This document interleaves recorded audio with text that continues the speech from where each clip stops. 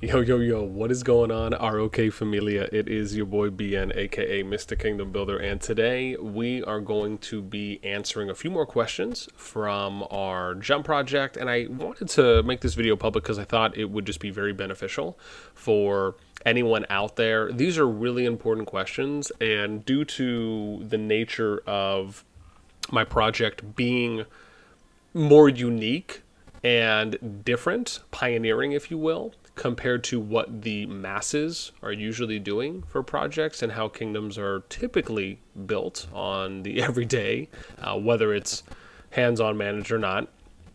I really wanted to try and allow for some good clarification through explaining via voice rather than just responding via text. So in a moment, I'm going to be showing you our Jump Questions channel. And there's a few players here who, I thought asked very good questions, and I just wanted to touch on those. And we'll kind of go one by one. I'll try to add some timestamps in the video as well, so that way it'll probably be a little bit easier to follow along and go. Before we get started, as always, if you enjoyed the content, make sure you sub, like, ring the notification bell, and if you want to be a part of our conversation, hit up the Discord, link in the pinned comment description down below. Last note, before we do transition over to the Discord, is that these are good questions that were asked, along with being able to give good explanations. I think it's very important that as a leader, a project manager, myself as an R6, is you need to be able to answer questions, and you have to be able to do it in a non-D-ish way, right? You have to be willing, and more importantly, probably wanting to answer questions, whether they're easy, they're hard, anywhere in between, they're uncomfortable. You know, it's important to be able to show your group, your players, that you are confident and that you have good answers and good solutions to the questions that are being asked, right? That is a part of leadership, to be able to communicate those things, to de-escalate, to conduct your diplomacy, if you will, right? These are all just different variances of being able to do those things. And a lot of these areas are included within some of these challenging points, right, that you may find. So I just wanted to highlight that before we go. Okay, let me transition over. Alrighty. Oh, you guys like my daughter's Minion cup? So dope, bro. Minions are so OP. They need to make more movies. Okay, so first one here is, right, this is me kind of explaining. Let me break this one down first, because this is kind of where it led from. So someone had asked, right, just wondering, you know, what kind of KVK are we aiming to? Slayer did, right, seed-wise in KVK, and low spenders, free-to-play stay in top alliances. If they contribute enough, or will they be replaced by more spender type of people? So my response was, in short, every alliance is a main alliance. And rally leaders, top players, as we have mentioned before, right, will be proactively distributed and then redistributed throughout until a stabilization period occurs, which typically, you know, that sometimes can take a little while to do. And what I mean by that is because in the early stages of a kingdom's development, players are powering up pretty much at any point. Or I should say, well, let me just say in general, right? They're always powering up, but the ones who are spending, and the hard grinders, those are the ones, and more specifically the spenders, are going to be the ones who are going to peak at certain intervals. They will have additional peaks that'll happen maybe when certain events come around. And so the reason why you do something like this is because if you're going within our project, our goal is to balance alliance power. And in order to do that, power has to be close together, right? Not wide apart. You know, you would want, an example of that is if we have 6 alliances and they're between 120 and 130 million, well, you have a 10 mil power gap there, rather than if we have 200 million and 100 million. Now you have a 100 million power gap between 1 and 6. So the idea of power balancing is that you're closing the gap, right? Not expanding it. And in order to do so, right, top players, especially the top players on the boards, it serves a few purposes. One is that top players can vary the power a decent amount or a lot. And most of the time, in a standard kingdom that is not doing any power balancing, which is pretty much every other kingdom, probably outside of my own, and maybe a few shots in the darks out there for ones I'm just not familiar with or haven't heard of yet, is that, one, the ladder effect itself will factor into players wanting to climb and try to get into top alliances or just other alliances that have spenders. If you evenly distribute your top players, which arguably are pretty much more often than not, right, your medium to heavier high spenders, what it does is it eliminates the idea of climbing a ladder. If your top 6 alliances on the boards are all within 5-10 mil power of each other, or even 1 to 2 mil power of each other right early on, there's no ladder climbing that's really needed. You basically have solved the greatest obstacle within a kingdom's development within the genre, right? Because you've taken away that need, that want from players to climb a ladder. Why? Because you just kicked the ladder off, right? and it's fallen now. There is no ladder. This is one of the best ways that you create a good, healthy ecosystem within your kingdom, but you also boost morale and you set a really good precedent going forward. And it has to be done early. It can't be done late, right? You have to really hammer this point home within probably the first week or two, if not more so within the first week, to really solidify your stance on this is how we're doing things.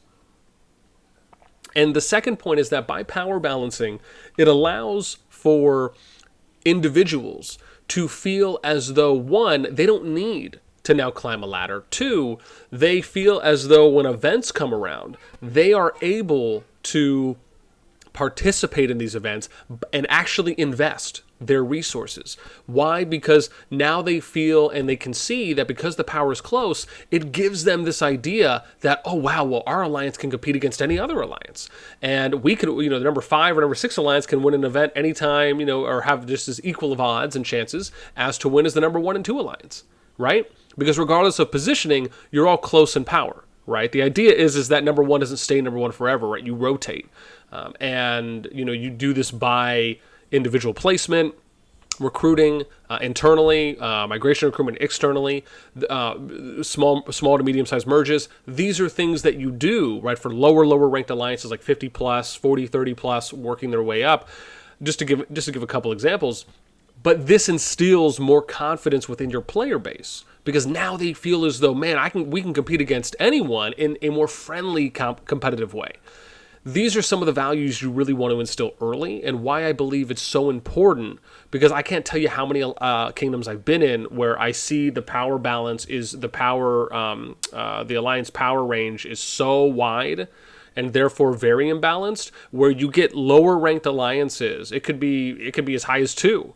But usually more so like 2 to 3 and then on down, where they'll notice that the number 1 and or number 1-2 alliance are the only alliances ever winning AVA events. And for a portion of your player base, they love competing in these types of friendly events. They love doing those things.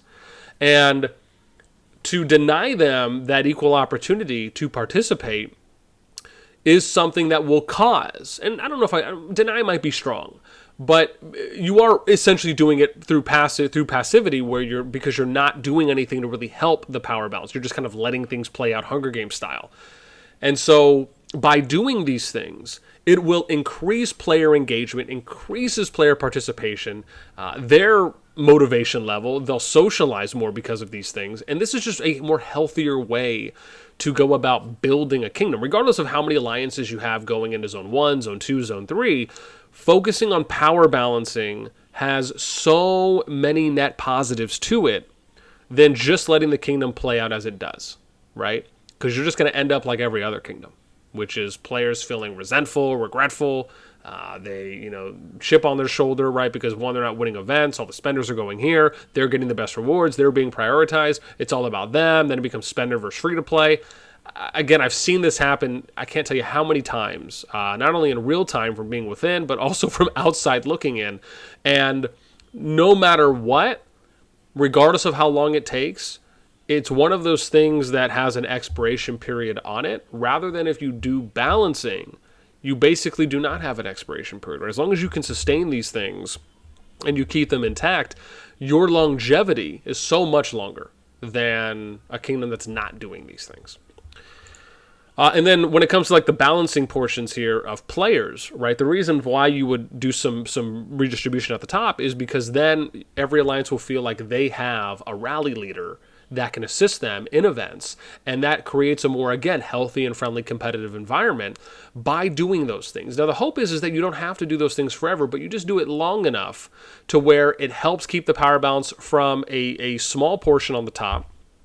It allows for all alliances to feel like they can compete with all alliances because each alliance has an equal number of rally leaders. Whether you're looking at the top 30 and you're just, saying 5 is going to go here for your 6 alliances, right? You kind of have to do the math depending on how much activity you have and then how many top players you have. But the earlier you set these standards, the easier it will be going forward, because then everyone has realistic expectations on this is what we're doing. They understand why we're doing it. They either believe it and they stay, or they don't believe it and they leave, and that's okay, right? That's one of the reasons why people have to join and play in places that they truly believe in. And if you don't believe in something, easiest option is just don't play there, or go make your own project, or go join a kingdom yourself and, work your way up the ladder. That's fine. But people should really be joining places they believe in and they have faith in because they want to support it. Like, they love the idea of it. And this is just how my project is going to be doing things, by extension, our project. Okay, with that in mind, I hope that easily answers the question. And then Corona asked here, won't 6 alliances in Zone 3 and having 6 alliances balanced be too ambitious? Isn't it more of an ideology or something? So even though I know I touched on parts of it in what I just said, to be honest, I've been in kingdoms where they've had 7 to 9 alliances, or 7 to 8. I've never seen 9, but they've had 7 to 8 alliances. I'm sure there is a kingdom probably out there that has had 9, but in my experience, for my, 300-400 kingdoms that I've done research on, maybe more than that. I'm going to have about 200 accounts myself, but for kingdoms I've researched and the trends that I've noticed, the high percentage observation is that most kingdoms are usually operating 3 to 5, right? Maybe 2 to 4, but 3 to 5 I think is a little bit more average for what you'd see in Zone 3. Given I've seen up to 7, 8 alliances, 6 alliances in Zone 3 again is actually fine as well. Because the thing we have to look at when we're looking at how many alliances are going into Zone 3 is a few pieces here. One, it's that the only really important thing that you're limiting is just RSS deposits, right? Nodes are obviously going to be gathering tiles are going to be pretty stagnant for the limited number that you're going to have in there, just like it is for Zone 2 and Zone 1, just obviously increases there.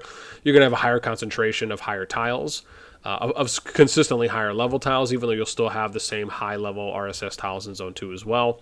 Just, I guess, not necessarily as many.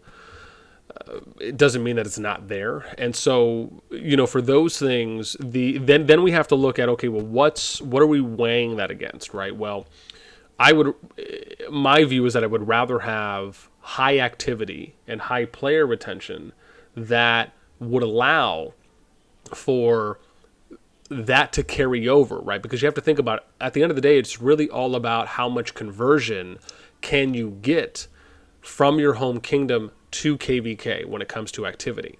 And the way that you increase that rate of doing so is by having the most amount of activity and therefore the most amount of retained players over a period of time from day one. And how do you create an environment where you can allow for the most amount of players to be active and then to stay in the kingdom? Well, we have to think about, what does the player view as being an enjoyment for them? Well, players want to advance in zones. That's obvious. Players want to play with active alliances. Okay. Players want to progress their account. They want to see themselves get stronger. They want to see their alliance getting stronger. They want to participate in events. Okay. I think these are all reasonable. And so because of that, the best way to do that is to keep as many alliances active as possible and giving as many alliances opportunities to progress in the game, because for all intents and purposes, due to the majority, 99% of all players, pretty much for the most part, you could argue 90 to 95%, but I like just to say 99% of players that are joining a kingdom, maybe it's more than that actually, are brand new players, right? They're either brand new to RoK, whether they've played a kingdom builder or not, or they've just never played. And they're coming in first, right? The veterans are really the minority. People that are re-rolling, have played before, are doing jumpers, right? We are the minority, and that's what we have to understand. And that's how we look at developing kingdoms from a day one state. And so from this, that's why if you're looking at how to build the healthiest, right, and the highest percentage chances to be successful in a kingdom, and you're looking at KVK as endgame, then how you develop and build, as I mentioned again, from day one is incredibly important. And you have to be able to give the most amount of alliances opportunities to advance within the game that they know, because the majority of them may not be familiar with KVK. More so leads will probably have a higher chance of doing so, because you're not really going to get a high percentage amount of brand new leaders. However, you will still have some.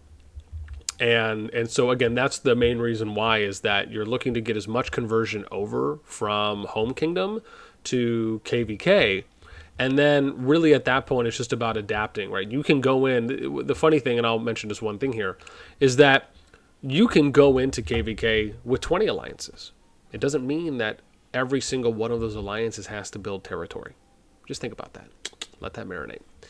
And think about what that does for you. What opportunities does that give you? What advantages does that give your kingdom versus another? And just let it simmer. Okay. Next one here is, also given the jumper cap in the event we clash with other groups, won't there be a tendency that some get left out because of the cap? This is a good question. So the jumper cap currently right now is pretty much about 500 for players that are using beginner teleports.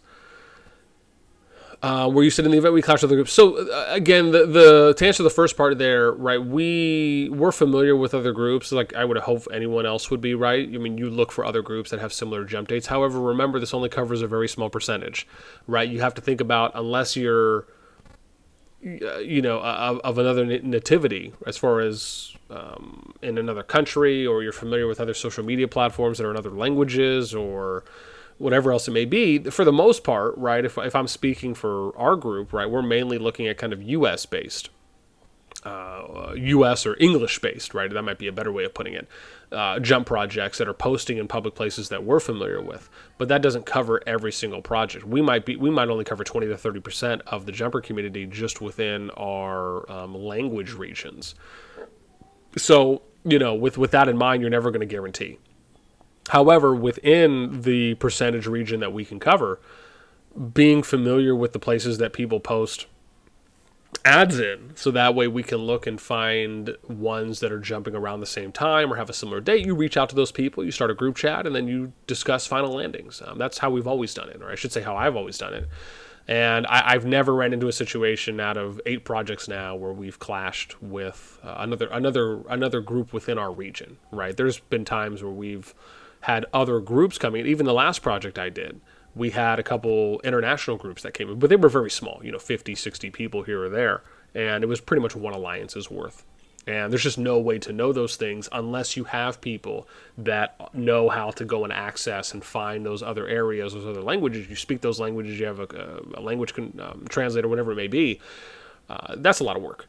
But if someone wants to do that, more power to them. And then it said, won't there be a tendency that some players get left behind because of the cap? So 100%. That's actually one of the reasons why we tested this last project that we did, and we came up with what I felt was a very good workaround, right? So I actually believe the best way to really jump right now is to jump pretty much at day 7. Within a very tight window. Day 7, if not even a couple hours before. Why? Because if you do it that way, you then allow for the players who are not able, it's basically about giving yourself 2 to 3 chances, right? That's really how I think the meta of jumping needs to kind of evolve, or really is right now. So you jump, just in this example, you jump day 7, right? Let's just say you jump right on the dot, day 7, right? Kingdom opens. That gives you a cushion window of 2 days, 2.5 days for the next kingdom or next two kingdom sets to pop, right? In addition, if two kingdoms pop when day 7 hits, then what you do is you basically funnel everyone to the earliest kingdom, even though it may not necessarily be required. It's just, if you want to, for me, that's just rather how I'd like to do it. So, let's say the kingdom is 3,000 and it opens on day 7. And 3,000 and 3,001. You tell everyone, hey, we're all going to go to 3,000 the moment it pops. You do all your prep. You let people know to set their notifications, set their timers, whatever it may be. React to something on your Discord so you can do just mass pings to let people know. You get as many in as you can.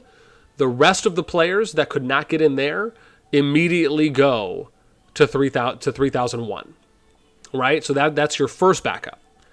Then you get your second backup, which is because you've jumped on day 7, you now have cushion window until the next kingdom intervals or blocks pop. So let's say now you have 3,002 and 3,003 that pop. Now you tell them to go there. Then all they have to do, right? This is now you have 3 additional backup options to still go to a kingdom that's on the same continent or within the kind of 10-day region gap, though respectfully, I would rather still try and do it on the continent. And then from there, all they have to do is wait until the home kingdom is 10 days old. And then they migrate. Right now, obviously, they have to be CH16. They have to level up. But as far as losing any progress, it would be very minimal to almost non-existent. So, because the moment that they land, if they don't make it into the final home kingdom that we're going to, they just immediately level up, go into CH8, and then they work their way to 16. Now, they may have to spend, $5 for a passport. But if not, they wait there a couple weeks or however long it may take and just farm credits. In addition, if you're farming credits early on in the Jump Kingdom, that can help you already get to a point where you just have to ask someone, hey, can you guys put a passport in here? I'm just trying to get back to my Jump group that went over this way, right? Maybe they'll be cool with that. Otherwise, one option you can do as well is you organize an effort where everyone that doesn't make it to the home kingdom all goes into the same alliance, and you're basically just using that alliance as a placeholder to start, just to get enough credits so you can start generating, have enough currency to purchase passports and put them in the shop. That's another workaround. And I really think that's the best way to do it. That way you pretty much give yourself 4 shots, right? The first one, which is how many can you get into the actual home kingdom. You got the second kingdom or any additional kingdoms that pop, right? That's basically what you're looking to do. But you have to give enough of a window in order for those additional kingdoms to pop. So I really see the future of jumping right now going probably at, you're looking like day 5, right? I could even see projects jumping as early as day 5 if they're big enough. That's the key. You have to be big enough in order to see how soon you would need to jump. I think with the current size we're at right now, doing a day 7 jump is totally fine. If we were to double in size, then yeah, I may consider doing like a day 5, day 4.5 jump. Okay, let me see here with the next one. You said jumper cap, and how are we going to insurance balance? Aren't higher powered people just going to continuously flock to top alliances? I think I answered that in the first one, especially with the same region migration taking place when the kingdom gets 10 days old. But let me answer the part here from Corona as far as on incoming players. This is why you make sure that your leaders and your management team, your officers as well, are all on the same page. If everyone's on the same page, then it doesn't matter who comes in, right? If someone comes in that's unaccounted for, that kind of comes in on their own, if all the leads are on the same page, and officers as well, but primarily the leads, and everyone knows what the game plan is, right? Where if people try to keep applying to whoever the top alliance is, right, we let them know, look, this is how we do our balancing, where, pretty much we basically just funnel to whoever the lowest ranked family alliance is, and that's where those players go. And once you have, let's just say you have 6 alliances. Once number 6 passes number 5, then number 5 becomes the new number 6. Now number 6 and number 5 work their way up together, where you just rotate until they catch up to number 4. And then number 4, 5, and 6 rotate incoming players until they get to where the power of alliance number 3 is. And you just rinse, wash, and repeat the system. And as long as everyone's on board, it works. I mean, I've done this before in a game that's much harder to do power balancing in, which was Infinity Kingdom, where you have 3 factions and you can only join an alliance for the faction that you're in. RoK is easy in that regard because you don't have that, right? You can join any alliance you want. It doesn't matter if they're 100, number 1 or 100, right? Or I should say you could apply, right, and join. So it's a lot easier to do it here. Really all it requires is just people to be on the same page. That's one of the reasons why we provide the information publicly and allow for people to read it and see if it's something they agree with, right? And in the hopes that when people apply for positions, they're applying because they agree with what they're reading, they believe in it, and they want to be a part of it. Okay, and then it's also, what if these inactives are whales who have to work and only have time to spend money on the game? Are you going to kick them for low activity as stated in jump goals? We stated this in jump goals? I don't think there's anything stated in jump goals where we're kicking people for low activity. But I'll take a look because I'll be honest, I don't remember us saying that at all. It doesn't really sound like me. Let me see here. Being pounced, just doing caps, high-end recruiting for low-end. Sense of hope and belief. Okay, I don't see anything there. Alliance merging, PvP, mission values, ability. I don't see anything there. KVK, kingdom conduct. Yeah, I don't see anything here that says anything about kicking anyone. So yeah, not sure. Again, even though I'm putting a video out for this, right, you could let me know in case I missed something. But let me at least touch on the initial question, right, which is that are we going to kick people for low activity? So really the only time I truly feel people should be removed is if they are not contributing on a couple areas. One, if they're truly inactive and they're just not playing, and let's say, for example, they're just coming on for 10 to 20 minutes a day, just to power up, so to speak, and let's say outside of that they're like they just don't talk to anyone, they don't donate at all, they don't do any helps, they don't just nothing. I'm going to be honest, that's not really what an alliance, so to speak, needs, right? You need people to donate to tech. You want people to help because it obviously helps also generating credits. You want people to try and gather. Right, like and that's what I'm saying. I mean, if I'm giving a very extreme example here, but if you're talking like a dead in the water type of player, regardless of how much money they spend, but all they're doing is just coming online because they just literally have no time to play. That's an extreme example, but that would be one that where it's like, okay, well, maybe putting the redistributing them to a different alliance may be appropriate. Now, I'll be honest, I've never seen that happen. Right, so that is in that extreme example. Really, what you're looking for is you're trying to identify players that are inactive in the sense of where they're not donating at all, they're not providing helps, they are maybe not helping out in building or things like that. However, I think the most important thing is tech donations, and then you're probably looking to something like helps, and then you're going to tech donations. You're taking a look at power range increases, right? So how much stronger a player is getting from every 2 to 3 days in the beginning, however often you want to do it. You're basically trying to keep a spreadsheet of data so you can do these kind of 2 to 3 day audit intervals, and that's how I really believe the best way to go about gauging activity is. And then also, I mean, if you have someone who's joins at like 20,000 power and they're just not getting that much traction, and they're not growing at all. They have very low tech donations, very low helps. I just think that's unrealistic for people to stay if you're not able to do at least at minimum max tech donations and maybe a few other areas, but at least there from a primary range. And if all you're doing is just coming online to do tech donations, right, you have to also think about the health of the alliance. And being social is great. Showing up for events is great. Right, these are things that will help you create a very healthy system and environment within your alliance. That is important as well. And it's one of the reasons why you may have like staging or farm alliances that you basically just use as like migration shells, right? So you basically just boost these up with farm accounts or lower active players. But I hope that answers the question, right? It's not really about removing active people in general, right? Like if you're active, you're active. If you're inactive, you're inactive. But there are ways to gauge that. And I think it's important that we have a good respect level for the processes that we do, and that information is put out there so people know what the expectations are.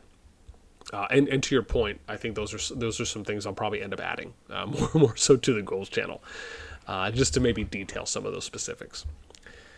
Then Zura asks, let me see, same question here. How would we ensure balance of the alliance? You might say, oh, well, we'll assign the alliance for them. You might say, oh, we'll assign the alliance for them, but that just doesn't work. I would argue the opposite because I've done it, and so I know that it does work. Again, it really just comes down to people joining a project they believe in, right? Don't join somewhere and then you try and turn it into something it's not, right? That's unfortunately more often what I see happen in projects, is that people join because they, in general, maybe they just think that this project is more well put together than another. But then it ends up turning into, you'll have however many people will start coming out and saying, well, I feel or believe we need to do it this way, or we need to do things that way. And that's one of the most disheartening things that I see happen, is that people just really need to kind of take a project for what it is and then decide if they want to join it or not. And if they don't, that's okay, right? Because I think the important thing is that everything's a choice. You have a choice to stay and believe and support what's being done, or you can choose to not. You can choose to join another project that fits more of what you're looking for. You can choose to start your own project and do it the exact way that you want to do. That's pretty much in large part, I think, what almost every project is, right? If for me or a lead that's starting out, you create something, you're doing it because you believe, hopefully, that you can do things better and you want to do things differently than what were being done in your home kingdom or from your experiences within kingdoms. Next one, people will join the top when they can. That's creating a balance. I touched on that in the first point. All the more that we're planning to jump with so many people, how would we ensure we won't hit cap or at least get the majority of people in? So I touched on that in a previous point as well. Another question I have from Corona is, how do 6 alliances fit into Zone 3? Theoretically and practically, it's not possible. So what you're saying is you're giving a 6th powered alliance king rotation. So I did touch on this before, right, as far as you actually can technically fit however many alliances you want into Zone 3. Really what it comes down to is just kind of how you're splitting a territory distribution, right? And you basically just do it like a pizza slice. You got 9 gates, and you essentially could have 9 slices of pizza going from LT. As far as giving 6 powered alliances king rotation, most likely what we will probably do in this case is we'll just run a king's alliance. They'll connect to LT, and then we'll have leaders and officers on alt accounts that will be there, right, that will verify. And then those individuals will be the managing body of the group. It just makes it a lot easier, because typically when you only have one alliance that's capturing LT, you're limited to 9 players, right, with the lead and the officers. And if there's ever a time where someone's not on or unable to do something, even though 9 people is a decent amount, you could have a bunch of different people, right, that can either rotate king, that can fill in for officer positions. It just makes it a little bit easier. You have a larger pool of people that you can pull from. No pun intended. Let me see. Sorry for many questions. I'm clarifying as I'm going to migrate. My money is successful, so it's important to ask. No worries. You said also with stuff, will this stuff continue after KVK 1? Because of all the kingdoms I've been in, 12 KVKs and over 4 kingdoms, I've never seen balance after KVK 1. To be fair, I would doubt that you've probably seen balance even before KVK 1, at least in the way that we plan to do it. And I say that because of just how many kingdoms I've researched and I've studied since I started playing shortly after Global. And again, even though I haven't seen every single kingdom, if I took maybe a week or a couple of days, I probably could. But yeah, it is one of those things where, as far as if it's going to continue, there'd be no reason to not continue it after KVK 1. The whole idea when you're building a kingdom is this is how you want to build it, right, in order to sustain for a long period of time. I think that's the hope. Corona says, for this, usually it's 2 fighting and the rest are support. Oh, I see. He's talking about KVK. So given this response, I presume in KVK it's all 6 are fighting alliances. May I ask, given the new KVK 1 map, how this will play out? I think I touched on this before, but just, keep in mind that, you can have as many alliances as you want, get through a gate. You know, you just have to rotate, or you transition funnel players in from one alliance to get into the gate, leave the alliance, and then they're good to go. So there's actually, you know, some very easy ways to do it. A lot of it really just comes down to kind of logistical planning, and then, you know, how many alliances building out territory makes sense. Because really in KVK, for the most part, I mean, almost every kingdom has people that spend money. It just depends pretty much on how much. And, you know, once you hit a certain point, especially if you're getting T5 before KVK1, which, you know, a lot of people usually do these days. And then it's just a matter of, you know, can they max out tech and a few other things, VIP, etc., to kind of help out.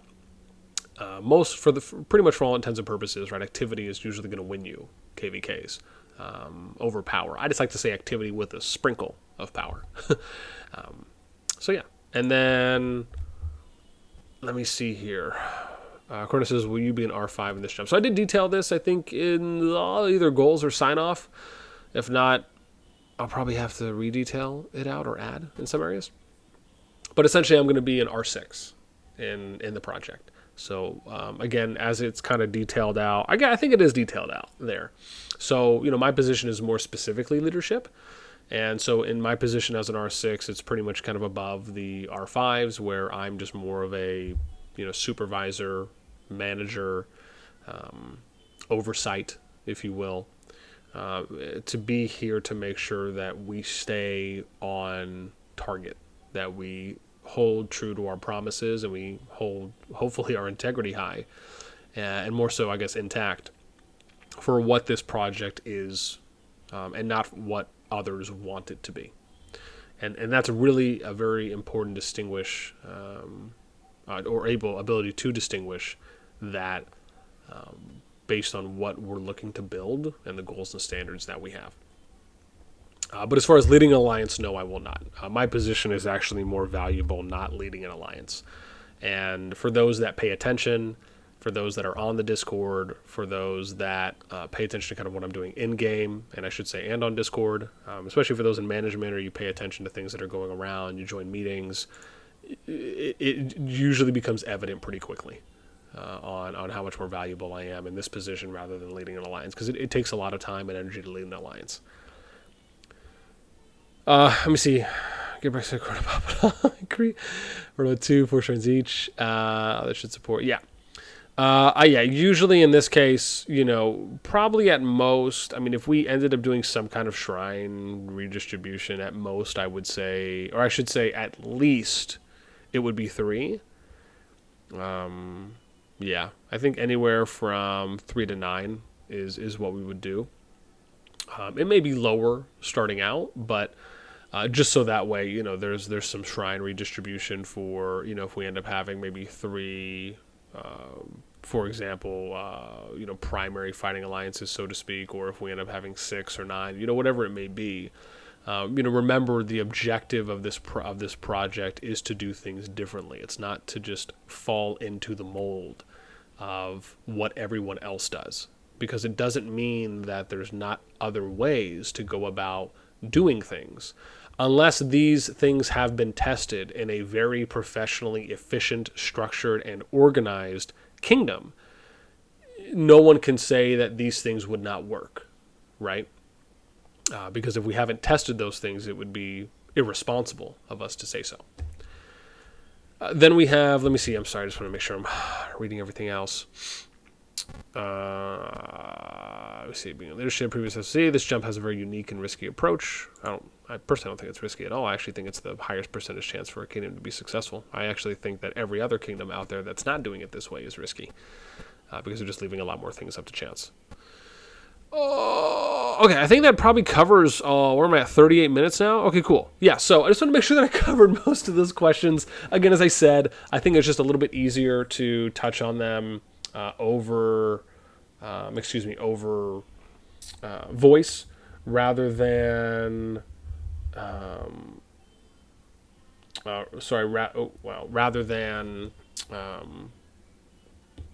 rather than texting.